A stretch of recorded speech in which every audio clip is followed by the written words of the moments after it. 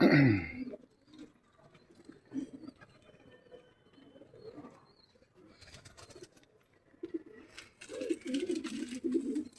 আলাইকুম বন্ধুরা, সবাই কেমন আছেন?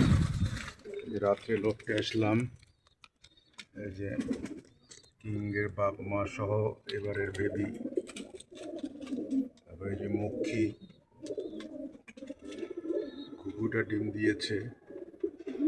এই দুটো আবার ডিম দেওয়ার পায়তারা করতেছে। এই যে আমার রেসার কিংয়ের আগের বাচ্চা, মার্শাল্লাহ সুস্থ আছে।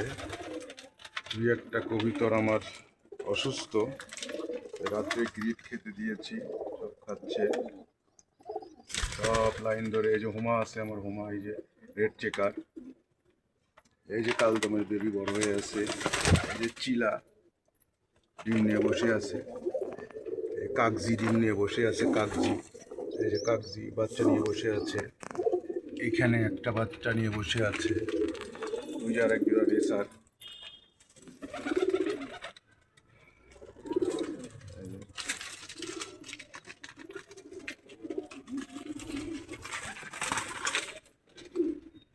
এই যে আমার রেসারের বেবি, মার্শাল্লাহ বড় হয়ে গেছে, দু একদিনের মধ্যে খাওয়া শিখে যাবে।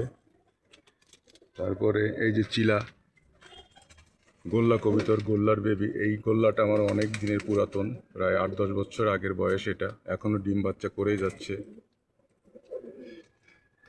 এইখানে একটা ডিম নিয়ে বসে আছে, এইখানে আছে হলো রেড চেকার, গ্রিজেল আছে, একটা গ্রিজেল ডিম নিয়ে বসে আছে। আর এইখানে রেসার অন্য একটার সঙ্গে ক্রস করেছে, সেটা ডিম নিয়ে বসে আছে, এটা রিসারের ডিম।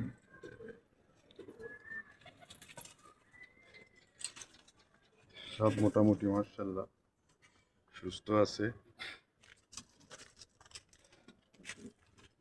এই যে পুরা ফ্যামিলি, পুরা কিংয়ের পুরা ফ্যামিলি এখানে, এই যে পুরা ফ্যামিলি কিংয়ের, এই যে পুরা ফ্যামিলি, বাচ্চা, মা, বাবা, বাচ্চা, পুরা ফ্যামিলি।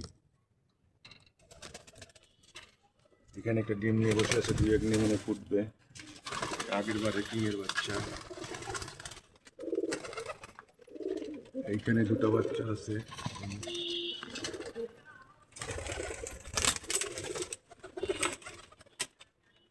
এইখানে দুটো বাচ্চা আছে, আবার এই যে উপরে সমস্ত, এই যে এরা ডিম দিবে এখানে।